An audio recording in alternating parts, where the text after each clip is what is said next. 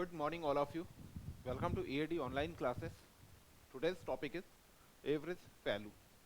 Sinusoidal steady state AC का हम लोग का टॉपिक चल रहा है. आज का लेक्चर है सेकंड नंबर. क्लास को अधिक से अधिक लाइक एंड शेयर जरूर करें और प्रीवियस क्लास कैसी लगी उसके बारे में भी जरूर बतलाएं आप लोग कि आरएमएस वैल्यू पर या फिर डिफरेंट वेवफॉर्म्स का आरएमएस वैल्यू निकालना आप लोगों ने कैसे सीखा, या क्या क्या इफेक्ट्स हैं उसके. कुछ पॉजिटिव इफेक्ट भी हैं या सारे निगेटिव ही हुए जा रहे हैं, तो कमेंट करके जरूर बतलाया करें आप लोग. तो अभी बात मैंने आपसे क्या बोली कि चलिए अब आज का टॉपिक है एवरेज वैल्यू. तो एवरेज वैल्यू जो होती है बच्चों तो it is basically based on the charge transfer effect. ये किस पर बेस्ड होती है? तो ये आपकी चार्ज ट्रांसफर इफेक्ट पर बेस्ड होती है. और चार्ज ट्रांसफर इफेक्ट पर बेस्ड है तो क्या बोलते हैं कि चार्ज हमको क्या बोलना चाहिए, the voltage at which charge transfer in DC is equal to the voltage at which is equal to the charge transfer in the AC. ठीक है, जितना चार्ज ट्रांसफर आप डीसी पर कर रहे हो उतना ही चार्ज एसी पर ट्रांसफर होगा. कब एंड कैसे इसकी तो बातें ही नहीं की. इसके बिना बातें किए तो सारा ही बेकार हो जाएगा. ठीक है, तो इसकी अगर आप लोगों से मैं बातें करूं तो आपका क्या हो जाएगा बच्चों कि चार्ज ट्रांसफर इफेक्ट है for a same resistance for a same time period. ठीक है, आपकी ये दोनों का दोनों कंडीशन होनी चाहिए हर हाल में सेम. अगर आपकी दोनों कंडीशन सेम है देन डीसी की वजह से जितना चार्ज ट्रांसफर हो रहा होगा उतना ही आपका एसी की वजह से चार्ज उसी रजिस्टर पर उतने ही टाइम पीरियड पर उतने ही टाइम पीरियड पर आपका जो चार्ज ट्रांसफर होगा वह वोल्टेज आपके एक समान कहलाएंगे. ठीक है, क्या कहलाएंगे? एक समान कहलाएंगे. Charge average value. Average value को क्या बोलते हैं? It is based on the charge transfer effect. Charge transfer effect. ठीक है जी, मतलब यह आपका किस नियम पर बेस्ड है? तो ये चार्ज ट्रांसफर इफेक्ट पर बेस्ड हुआ करता है. आपसे प्रिंसिपल है, ये क्या है? ये प्रिंसिपल है. पूछेगा एग्जाम में आएगा, मैं बोल रहा हूं आया हुआ बात भी है, पूछा भी जा चुका है पहले, यहां फिर से पूछ रहा है. ठीक है, the voltage at which charge transfer the voltage at which charge transfer in AC circuit is equal to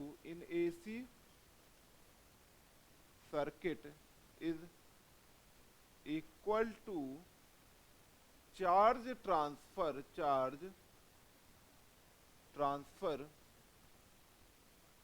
in DC circuit is called average value. इसको अब बेटा क्या बोलते हैं? एवरेज वैल्यू आप इसको बोला करते हैं. The voltage at which charge transfer in DC in AC circuit is equal to the charge transfer in DC circuit is called the average value. इसको एवरेज वैल्यू बोलते हैं. कंडीशन क्या है? कंडीशन यहां पर आपकी क्या होनी चाहिए? For same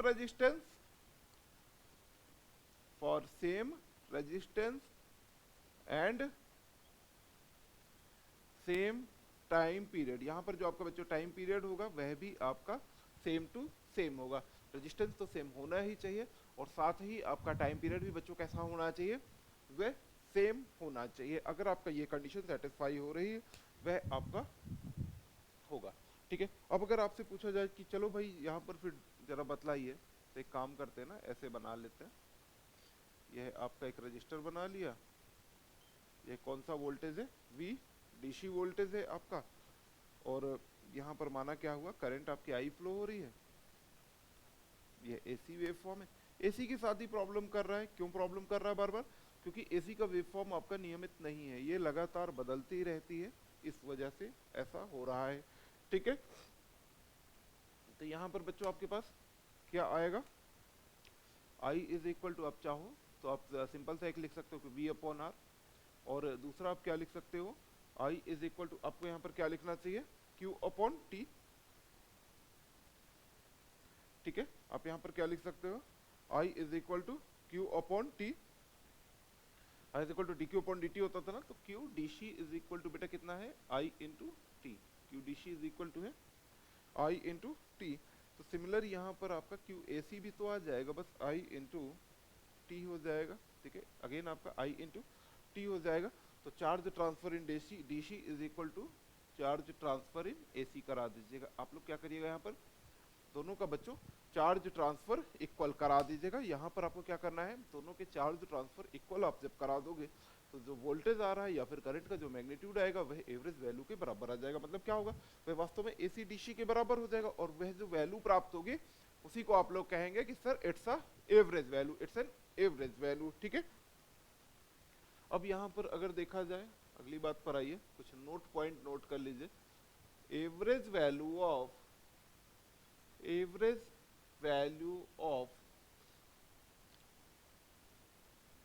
complete cycle, average value of complete symmetrical wave, ठीक है। एवरेज वैल्यू ऑफ कंप्लीट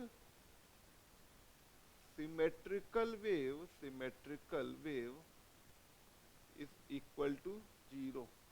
जो एवरेज वैल्यू होता है सिमेट्रिकल वेव का, कंप्लीट सिमेट्रिकल वेव का, वह शून्य होता है। जैसे कि अगर मैं प्योर साइनोसॉइडल की पूरी वेव फॉर्म का एवरेज वैल्यू निकाल लूं ना, तो ये वैल्यू ऑलवेज आपका 0 आएगा। कितना वैल्यू आएगा बेटा, तो यह वैल्यू हमेशा ही शून्य वैल्यू आने वाली है, ठीक है। तो सर इसका मतलब फिर कभी आप निकाल ही नहीं सकते, नहीं, एवरेज वैल्यू हम लोग निकालते हैं, लेकिन we consider only the half wave form, ठीक है। In case of symmetrical wave form, to get the average value we consider only half waveform. To get average value, अगर आपको average value चाहिए, to get average value of symmetrical waveform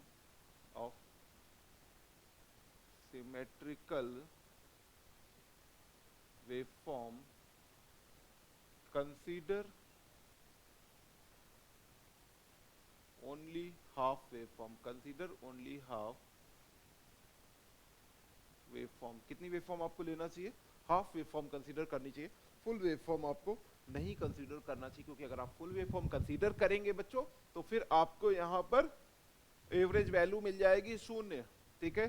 झंझट खत्म, बचपन वाला काम कि LHS multiply by 0, RHS multiply by 0, दोनों value 0, LHS is equal to RHS।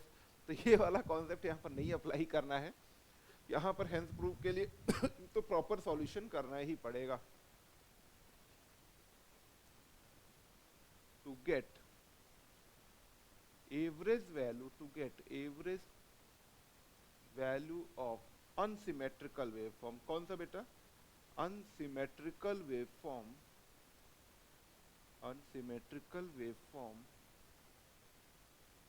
whole time period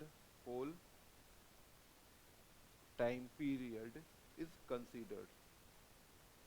यहाँ पर आपका पूरा का पूरा टाइम पीरियड कंसीडर किया जाता है। यहाँ पर ऐसा नहीं होता कि नहीं थोड़ा सा आधा कंसीडर कर लीजिए। अनसिमेट्रिकल वेवफॉर्म होगी तो आपके लिए बोला गया है कि पूरा का पूरा टाइम पीरियड आप लोग यहाँ पर कंसीडर कर लीजिएगा, ओके ना। चलिए, अगर आपसे यहाँ पर मैं एक बेसिक फॉर्मूला बनवाऊं तो आप बोलेंगे कि sir V average is equal to होता है 1/t integration 0 to t vt dt, ठीक है।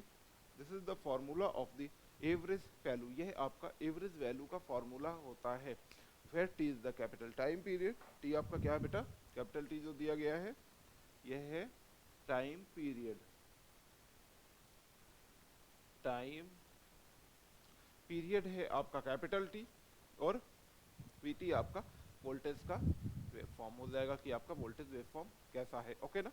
तो ये रही बातें आपकी overview of the average value. Average value किस पर बच्चों बेस्ड है, it is based on the charge transfer effect.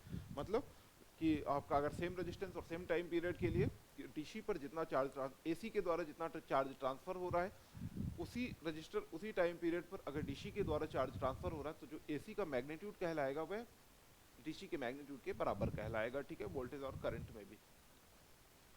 दूसरा, अगर सिमेट्रिकल वेव फॉर्म है तो इसका एवरेज वैल्यू कंप्लीट साइकिल का 0 होता है, average value of complete symmetrical complete cycle, ठीक है। Full cycle symmetrical wave form का एवरेज वैल्यू बच्चों आपका 0 हुआ करता है।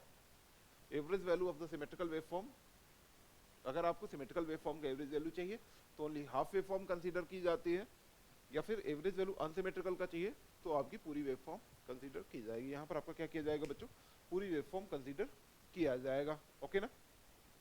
चलिए अब आ जाते हैं कि कुछ डिफरेंट वेव फॉर्म्स की बातें हम लोग यहाँ पर करेंगे। हम लोग क्या करने वाले हैं बेटा, कुछ डिफरेंट वेव फॉर्म्स का एवरेज वैल्यू फाइंड आउट करेंगे। वही वैल्यूज या वही वेव फॉर्म्स जो आपने आरएमएस वैल्यू पर बच्चों फाइंड आउट किया था। क्या किया था, आरएमएस वैल्यू पर आप लोगों ने फाइंड आउट किया था ना, तो उन्हीं वेव फॉर्म्स का एवरेज वैल्यू भी हम लोग यहाँ पर फाइंड करने वाले हैं।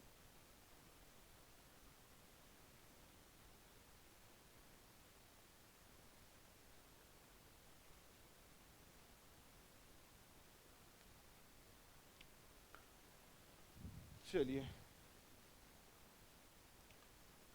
तो पहली शुरुआत कहाँ से, साइनोसॉइडल से। साइनोसॉइडल वेव फॉर्म ये लीजिए, वाओ बहुत ही मस्त वेव फॉर्म आप लोग की बनी हुई है। ये Vm आ गया, ये माइनस Vm आ गया, टाइम पीरियड आपका कितना होता है 2 पाई होता है, ठीक है। ये आपकी वेव फॉर्म मैंने बना दी, बड़ी ही प्यारी वेव फॉर्म बनी हुई है। आपसे कह रहा है कि जरा इसका एवरेज वैल्यू फाइंड आउट करो। तो देखिए जितना अपर हाफ में आपका पॉजिटिव वैल्यू है, सेम वैल्यू आपका लोअर हाफ में है। क्या है बेटा, आपका सेम वैल्यू उतना ही लोअर हाफ में। अगर एवरेज वैल्यू फाइंड आउट करोगे ना, जैसे दो वैल्यूज का अगर मैं एवरेज पूछ लूं कि 2 और 3 का एवरेज कितना होगा, तो आप क्या बोलोगे कि सर 2 + 3 डिवाइडेड बाई 2, ठीक है। 2 + 3 डिवाइडेड बाई 2 दैट मीन्स यही हो जाएगा। तो इस पर भी जरा कर लेना, positive value plus negative value minus sign के साथ, तो इज इक्वल टू हो जाएगा 0। मान क्या आ जाएगा, तो डायरेक्ट आ जाएगा 0, झंझट का कोई बात नहीं। लेफ्ट हैंड साइड बराबर राइट हैंड साइड, आंसर फुर्सत। तो ये सिमेट्रिकल वेव फॉर्म है, चूंकि it's a symmetrical wave form, then average value must be find out by half cycle, ठीक है। एवरेज वैल्यू आपको बेटा कैसे फाइंड आउट करना चाहिए, हाफ साइकिल के लिए। ये कैसी वेव फॉर्म है आपका, तो ये सिमेट्रिकल है, सिमेट्रिकल वेव फॉर्म है। So half time period will be considered, half time period will be considered। यहाँ पर बच्चों आपका टाइम पीरियड कितना कंसीडर करेंगे आप लोग, हाफ टाइम पीरियड। तो यहाँ पर एक्चुअल जो टाइम पीरियड था वह तो 2 पाई था, एक्चुअल टाइम पीरियड तो 2 पाई था, और आप यहाँ पर कंसीडर करने वाले हैं हाफ टाइम पीरियड। तो आपका बेटा एवरेज वैल्यू कितना आ जाएगा, V average is equal to 1 upon time period मत लिखिएगा, हाफ लिखिएगा, तो 1 अपॉन पाई आ गया, limit 0 to pi. Wave form कौन सी है sir, it's Vm sin omega T, Vm sin omega T D omega T, ठीक है। तो ये देखिए कितना आ जाएगा, Vm by pi sine omega T का बच्चों आप क्या लिख सकते हैं, minus cos omega T 0 to pi. Sine omega T का इंटीग्रेशन क्या होगा, minus of cos omega T. अब यहाँ पर आप लिमिट रख दीजिए, बस आपके पास आंसर आपका इंतजार कर रहा है। तो minus cos pi plus cos 0। Cos pi का वैल्यू बेटा कितना होता है, तो कॉस पाई का वैल्यू होता है सर -1, एंड कॉस 0 का वैल्यू कितना होता है, तो कॉस 0 का वैल्यू होता है यूनिटी, ठीक है। तो ये दोनों हो जाएंगे 1 + 1 इज इक्वल टू 2। तो वी एवरेज बेटा कितना आ जाएगा, V average will be equal to 2Vm upon pi. Average value बेटा कितना आ जाएगा, तो average value will become equal to 2Vm upon pi, okay ना। चलिए अगले पर आइए, सेकेंड वन। तो अगर आप सेकेंड वन यहाँ पर बना रहे हैं, तो single phase full wave rectifier, single phase full wave rectifier की आपकी यह वेव फॉर्म है। ये हो गया Vm, this is pi, this one 2 pi etcetera, ठीक है। तो यहाँ पर आपकी ये जो वेव फॉर्म है ये सिमेट्रिकल है क्या, आंसर आएगा सर ये सिमेट्रिकल ही नहीं है। ये कैसी वेव फॉर्म, ये अनसिमेट्रिकल है, क्योंकि पॉजिटिव तो आ गया, निगेटिव साइड आपका कुछ नहीं आ रहा। तो टाइम पीरियड यहाँ पर कितना होगा, इस वेव फॉर्म का टाइम पीरियड बच्चों कितना होगा, तो आप लोग बताना पसंद करेंगे इसका टाइम पीरियड कि sir it's equal to time period is equal to pi है। यहाँ पर इसका टाइम पीरियड 2 पाई ना हो करके इसका टाइम पीरियड सिंपल सा आपके पास पाई टाइम पीरियड है, ठीक है। और चूंकि सिमेट्रिकल भी नहीं है तो यहाँ पर आपका एवरेज वैल्यू कितना आ जाएगा, तो देखिए अब अगर पाई टाइम पीरियड है तो पाई के लिए ही तो काम किया था आप लोगों ने यहाँ पर, ठीक है। किसके लिए बेटा काम किया था, पाई के लिए ही तो काम किया था। तो एवरेज वैल्यू कितनी निकल करके आई थी, तो 2Vm अपॉन पाई। तो डायरेक्ट यहाँ पर लिख दीजिए कि V average is equal to आ जाएगा सर इसका भी वैल्यू 2Vm अपॉन पाई। कितना आ जाएगा sir average value, 2Vm upon pi average value आ जाएगी। अब आइए थर्ड पॉइंट पे, आप आइए यहाँ पर हाफ वेव रेक्टिफायर पे, हाफ वेव रेक्टिफाइड आउटपुट पर। दिस इज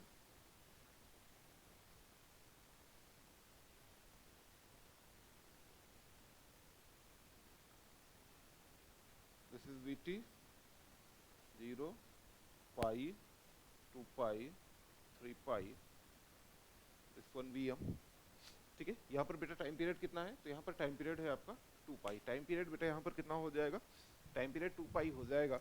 और वेव फॉर्म जो है ना आपकी वह सिमेट्रिकल नहीं है अगेन। तो टाइम पीरियड आपसे यहाँ पर कितना आ जाएगा बेटा, तो ये आ जाएगा 2 पाई का आपके पास टाइम पीरियड आ जाएगा। एवरेज वैल्यू फाइंड आउट करिए। चलिए यहाँ पर आप क्या करिए, एवरेज वैल्यू फाइंड आउट करिए। Vt आपके पास कितना है, तो Vt गिवन बाई है Vm साइन ओमेगा टी, ठीक है। लेकिन ये वैल्यू कहाँ से कहाँ तक थी, ये 0 से पाई तक है, 0 से पाई तक है Vm साइन ओमेगा टी है। और पाई टू 2 पाई वैल्यू आपकी शून्य है, पाई से 2 पाई तक वैल्यू क्या है, शून्य है। तो ये आपका कितना है, 0 टू पाई तक है, ठीक है। और सिमिलरली आपका V2 का वैल्यू शून्य है, कहाँ पर है, पाई टू 2 पाई है, पाई से 2 पाई तक ये वैल्यू आपकी शून्य हुई जा रही है, ठीक है। चलिए फाइंड आउट करिए फिर V एवरेज। तो V एवरेज बेटा यहाँ पर आपके पास कितना आ रहा है, सेम फार्मूला अप्लाई करिए। लिमिट कितना आएगा, टोटल टाइम पीरियड आ जाएगा 1/2 pi integration 0 to pi Vm sine omega T D omega T plus pi to 2 pi 0 T omega T, ठीक है। तो ये देखिए बच्चों कितना आ जाएगा, तो देखिए यह वैल्यू तो शून्य हो गई, इधर से Vm कॉमन ले लीजिएगा, यह हो जाएगा Vm upon 2 pi sine omega T का बच्चों क्या हो जाएगा, minus cos omega t limit 0 to pi.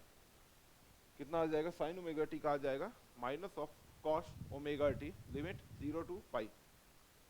Limit apply करिए। तो जब आप यहाँ पर लिमिट अप्लाई करके फाइनल इसको सॉल्व करेंगे तो answer will be equal to Vm upon pi. ध्यान रखिएगा कितना आ जाएगा इसका मान। तो यहाँ पर आपको जो वैल्यू प्राप्त होगी वह आने वाली है Vm अपॉन पाई। Single phase half wave rectifier का जो आउटपुट होता है वह कितना प्राप्त होता है, वह प्राप्त होता है Vm अपॉन पाई का। ओके ना।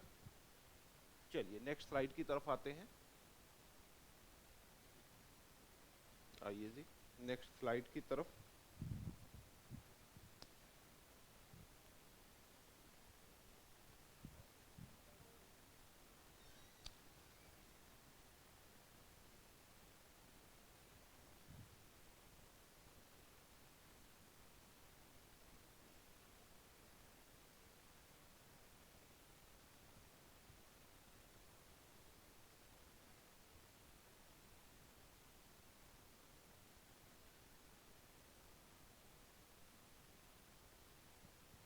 चलिए तो हम लोगों ने कौन कौन से देख लिए,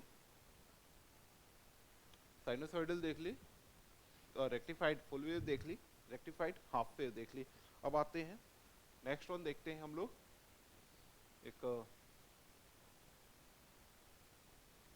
स्क्वायर वेव फॉर्म। हम लोग कौन सा देखेंगे, square wave form. This is Vt t, इसका टाइम पीरियड बेटो कितना है बच्चों, तो इसका t है, this is Vm, this is minus Vm, time period आपका कैपिटल T। अगर आप यहाँ पर देख रहे होगे तो मुझे लगता है आपको बोलना चाहिए था कि सर ये तो सिमेट्रिकल वेव फॉर्म है, 100% symmetrical wave form. Sir RMS value तो फाइंड आउट कर ही चुके हो आप लोग, एवरेज वैल्यू सर इसकी कितनी निकलेगी जरा बताइए। चलिए फाइंड आउट करिए।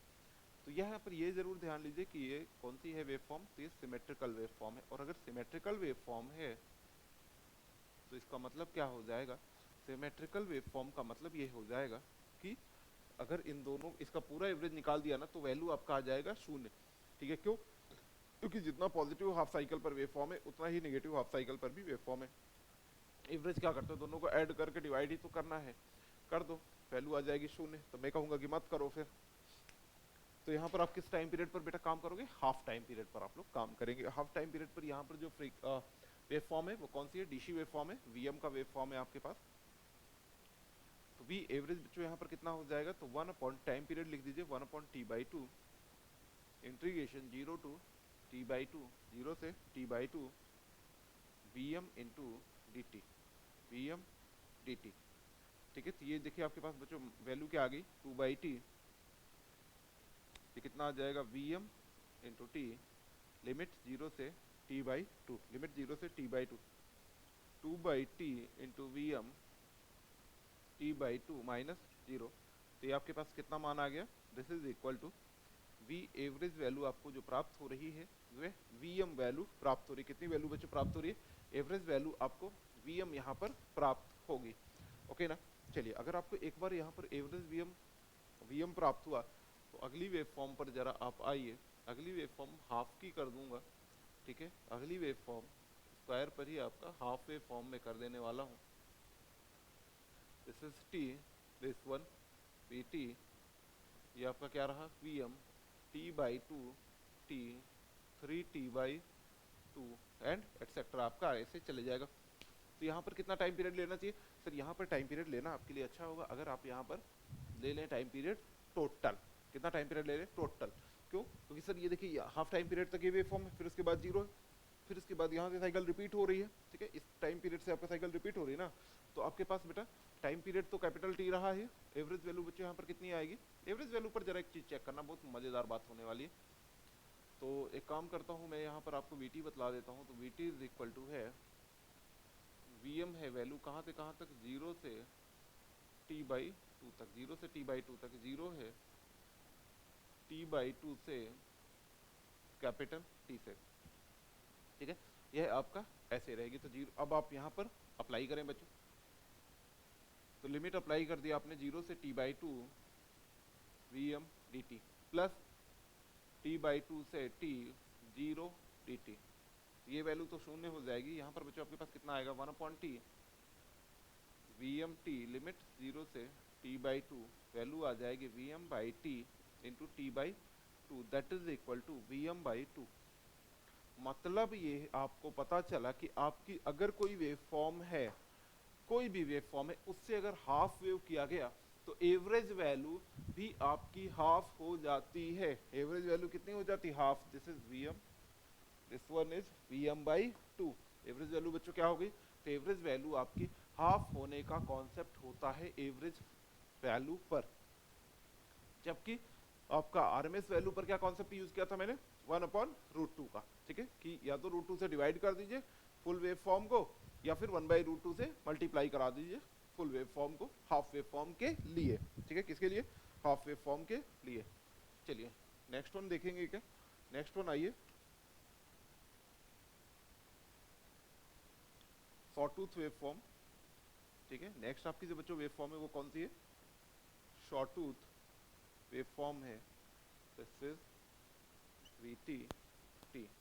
तो ये क्या है आपका? वीएम। प्रीवियस लेक्चर पर देखो इसके बारे में मैं बातें आप लोगों से एक्स्ट्रा कर चुका हूँ, तो इसलिए बहुत ज्यादा बातें तो नहीं करूंगा।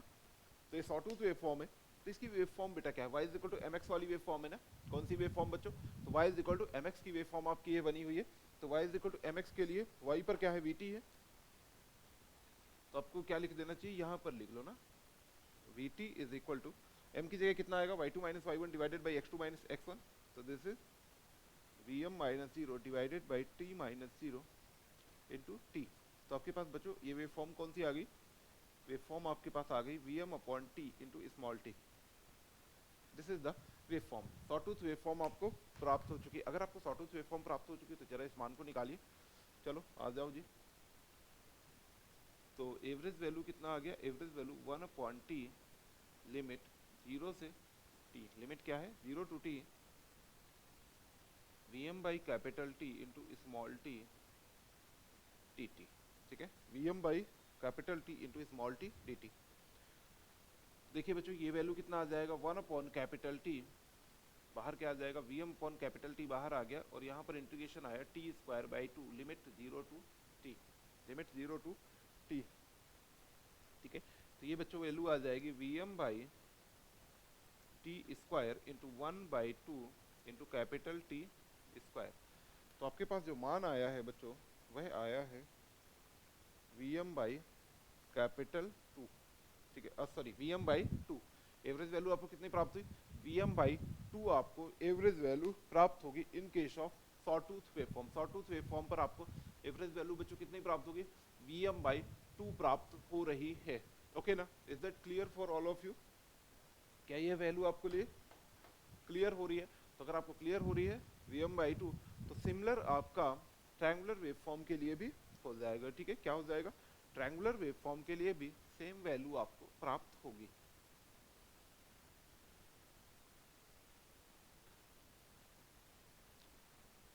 अगर इसका मैं हाफ बोल देता कि जरा यार इसकी हाफ की बतलाओ, तो Vm/4 कर दीजिएगा, ठीक है। क्या करिएगा, Vm/4 कर दीजिएगा। मैं नोट लिख देता हूं, note, in case of half waveform average value, in case of half waveform average value will be 1/2 times of average value of full waveform की एवरेज वैल्यू का 1/2 मान होगा। कितना मान होगा, 1/2 मान आपका होगा, ठीक है। अगर मैं यहीं पर आपको नोट पर ही आगे बात बढ़ा दूं कि अगर मैं आपसे पूछूं हाफ वेव सॉटूथ, ठीक है, हाफ वेव सॉटूथ अगर मैं आपसे यही पूछता, तो मुझे आपको आंसर करना चाहिए था Vm/4। कितना आपको आंसर करना चाहिए था बच्चों, तो यहाँ पर आपको आंसर कर देना चाहिए था कि sir it's value equal to Vm/4। Okay ना।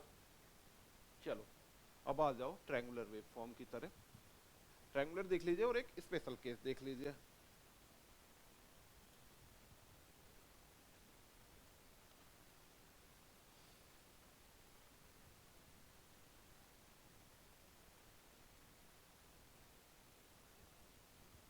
आइए, नेक्स्ट वेवफॉर्म आपकी जो है वो कौन सी है, ट्रायंगुलर वेवफॉर्म। कौन सी वेवफॉर्म बच्चों, तो ये है आपकी ट्रायंगुलर वेवफॉर्म। आइए भाई, ट्रायंगुलर वेवफॉर्म आपकी कैसे बनती है, दिस वन प्रीवियस लेक्चर पर मैंने आप लोग को सिखाई भी थी। तो बच्चों इसका एवरेज वैल्यू कितना होता है, तो सेम आपका रहेगा Vm/2। ट्रायंगुलर वेवफॉर्म का जो एवरेज वैल्यू आएगा आपका वह Vm/2 रहेगा। ओके ना। और अब आ जाते हैं कुछ स्पेसिफिक केसेस पर, ठीक है। एक ही स्पेसिफिक केस में आप लोग को दिखाऊंगा, ज़्यादा नहीं दिखलाऊंगा, और एक न्यूमेरिकल में आप लोग को दिखला देता हूँ, ठीक है। एक न्यूमेरिकल भी आप लोग को यहाँ पर हम लोग वो कर देंगे, जिससे कि आप लोग का जो कॉन्सेप्ट है वह और क्लियर हो, क्योंकि जरूरी नहीं होता कि आपका जैसे आप सोच रहे हो वैसे ही प्रॉपरली दिया हो, है ना। पढ़ी हुई चीज़ों से आजकल का पैटर्न तो लगातार आपके एग्जाम पर बदल रहा है ना। पैटर्न बदलने का तो पूछो ही मत। 2 4 6 8, दिस इज T, ठीक है, एंड 10 वोल्ट एंड 20 वोल्ट, ठीक है, 10 वोल्ट एंड 20 वोल्ट। आपसे यहाँ पर कह रहा है कि जरा बतलाइए what is the average value, find the average value of the above waveform. तो अगर इस गिवन वेवफॉर्म का आपसे एवरेज वैल्यू बच्चों पूछ रहा है, तो आप कैसे फाइंड आउट करेंगे। तो मैं इसके लिए सजेस्ट करूंगा कि पहले आप इस वेवफॉर्म के बारे में जान लीजिए, ठीक है। तो वेवफॉर्म के बारे में जानकारी इकट्ठा करिए। तो Vt का वैल्यू बेटा कितना है, देखिए जब आपका टाइम पीरियड बेटा 0 से 2 था, टाइम पीरियड कितना था, 0 से 2 सेकेंड था, तो उस टाइम पर आपका मैग्नीट्यूड कितना था, तो सर ये 10 वोल्ट था। कितना था सर, 10 था। और जब 2 to 4 पर आप आए हैं, कहाँ पर आए हैं आप लोग, 2 to 4 पर जब आप आए हैं, तो कितना वैल्यू है, दिस इज 20 वोल्ट। कितना है आपका 20 वोल्ट आप लोग को मिल रहा है। तो बस अब आपके क्या है सिमेट्रिकल वेवफॉर्म है? नहीं है सर, पॉजिटिव है उसके साथ ही अगर निगेटिव होता देन इट्स कॉल्ड सिमेट्रिकल। तो आप लोग पूरी साइकिल का एवरेज वैल्यू यहाँ पर फाइंड आउट कर लें। क्या करें? होल साइकिल का एवरेज वैल्यू फाइंड आउट कर लें। तो v average is equal to आपके पास कितना आएगा 1/t, टी की जगह 4 आपने कर दिया, इंटीग्रेशन 0 टू टी, ठीक है, 0 से कितना लीजिए 2 तक ले लीजिए, ये आ गया 10 dt प्लस 2 to 4 कितना है 20 dt दिस वन।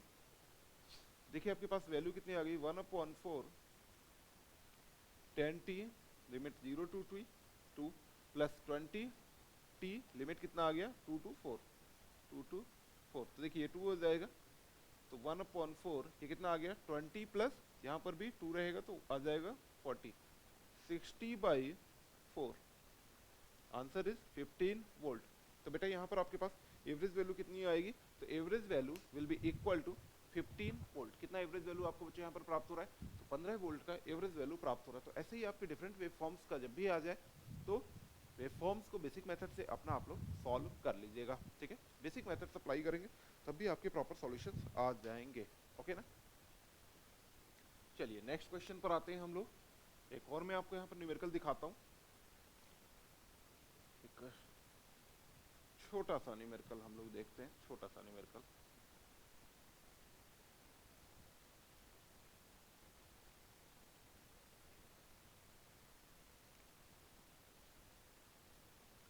क्वेश्चन आपसे देखिए किया गया, एक आपको यहाँ पर पता है सर्किट बना करके दिया गया था। यहाँ पर आपके पास एक सर्किट दिया गया है और सर्किट आपका बेटा कैसे है,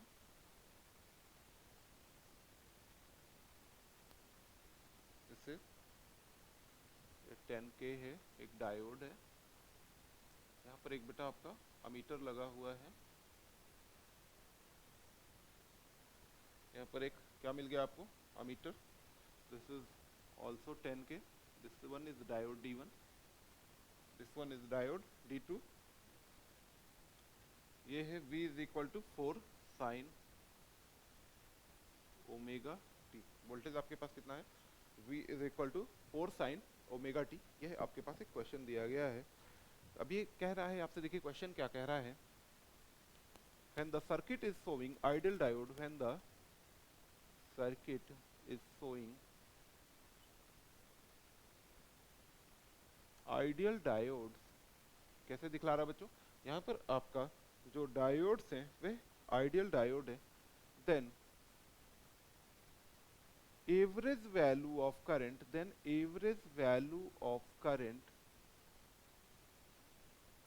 measured by ammeter will be,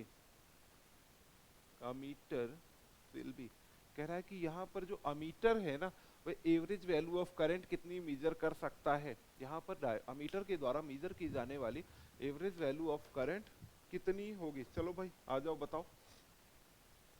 तो आपके पास देखिए यहाँ पर वोल्टेज दिया हुआ है 4 साइन ओमेगा टी। अब जरा देखिए इन case of positive half cycle बेटा क्या होगा, कंसीडर करिएगा, मेरी बातों को समझिएगा अच्छे तरीके से। आइडियल डायोड है तो पॉजिटिव हाफ साइकिल पे क्या डायोड पे करंट फ्लो होगी? मुझे लगता है आंसर आपको करना चाहिए कि नहीं सर, डायोड पर करंट, डायोड D1 पर करंट नहीं फ्लो हो सकती क्योंकि ये रिवर्स बायस रहेगा।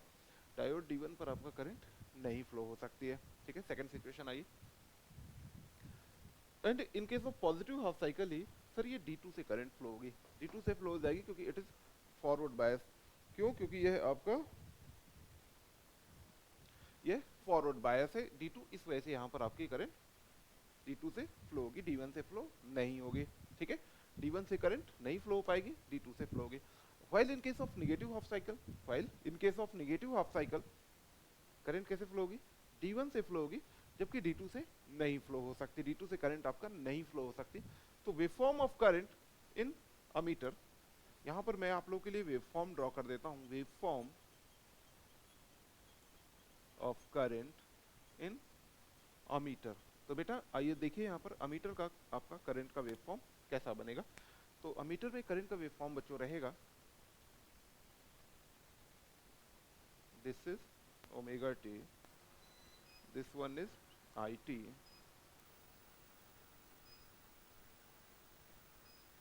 तो बेटा यहाँ पर आपका ये पॉजिटिव हाफ साइकिल बच जाएगी, पाई 2 पाई 3 पाई, ठीक है, पाई 2 पाई एंड 3 पाई। तो आपको ये वेव फॉर्म्स अपनी प्राप्त हुई। कैसी वेव फॉर्म्स आपको प्राप्त हुई? ये तो सर हाफ वेव प्राप्त हुई है। यहाँ पर सर पता है क्या प्राप्त हुई? हाफ वेव फॉर्म प्राप्त हो रही है। तो हाफ वेव फॉर्म के लिए आरएमएस वैल्यू का फॉर्मूला, वो सॉरी एवरेज वैल्यू का फॉर्मूला तो पता ही है ना। एवरेज वैल्यू का फॉर्मूला तो आप लोगों को पता ही है। कितना होता है हाफ वेव फॉर्म के केस में एवरेज वैल्यू का फॉर्मूला? तो एवरेज वैल्यू होती है हाफ वेव फॉर्म पर I R M S is equal to I M by, sorry I average is equal to होता है बेटा आई एम बाई पाई। कितना होता है? I average is equal to होता है आई एम बाई पाई। तो पहले आई एम तो पता कर लो। तो सर आई एम पहले पता कर लेते हैं ना। तो आई एम बेटा कितना होगा? V M by R. तो मैक्सिमम वोल्टेज कितना है? 4 वोल्ट है ना, डिवाइडेड बाई रेजिस्टेंस कितना है? 10 है। तो वी एम कितना है? 4 डिवाइडेड बाई 10 के, that is equal to 0.4 milli ampere. कितना आ जाएगा बेटा? तो ये आ जाएगा 0.4 मिली एम्पियर। तो आपको ये मैक्सिमम करंट बेटा कितनी प्राप्त हो गई यहाँ पर? तो मैक्सिमम करंट जो आपको प्राप्त हुई है 0.4 मिली एम्पियर प्राप्त हुई है। तो now what is the average value? तो average value is equal to 0.4 divided by pi milli ampere. कितना आ जाएगा आपके पास मान? तो एवरेज वैल्यू आपके पास आ गई 0.4 milli 0.4 divided by pi milli ampere. यह आपको एवरेज वैल्यू अपनी प्राप्त हो चुकी है। क्या प्राप्त हो गई बेटा? तो यहाँ पर आपको एक एवरेज वैल्यू मिल चुकी है। ओके चलिए, तो इस क्वेश्चन पर आई बात आपको समझ में? पूछा था एवरेज वैल्यू ही, या फिर जैसे एवरेज वैल्यू ना भी बोलता ना, कह देता कि current measured by the ammeter. What is the current measured by the ammeter? तो अमीटर ऑब्वियसली यहाँ पर एवरेज वैल्यू ही मेजर करता, आरएमएस वैल्यू वो नहीं मेजर करेगा अमीटर। तो वेवफॉर्म आप यहाँ पर ड्रॉ कर लीजिए। अच्छा, आरएमएस वैल्यू अगर एमआई टाइप होता तो मेजर कर सकता था शायद, एमआई टाइप पे कर लेता, ये पीएमएमसी अगर बोल देता तो फिर एवरेज चाहिए था आपको। तो आपने क्या किया यहाँ पर?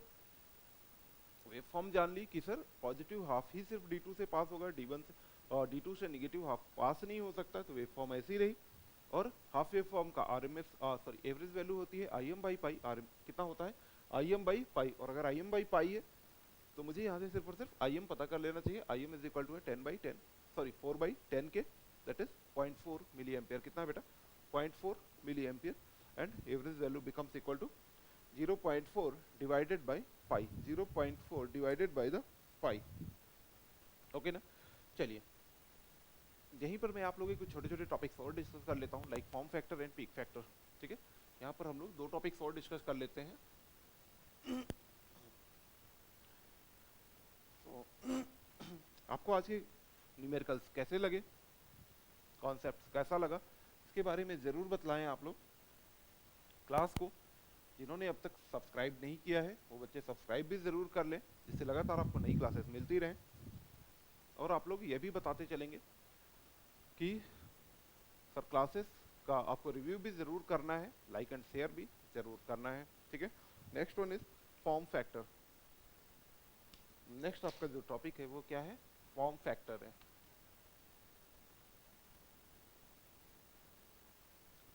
फॉर्म फैक्टर पर जो आजकल का प्रचलन है ये भी बतलाऊंगा मैं आपको।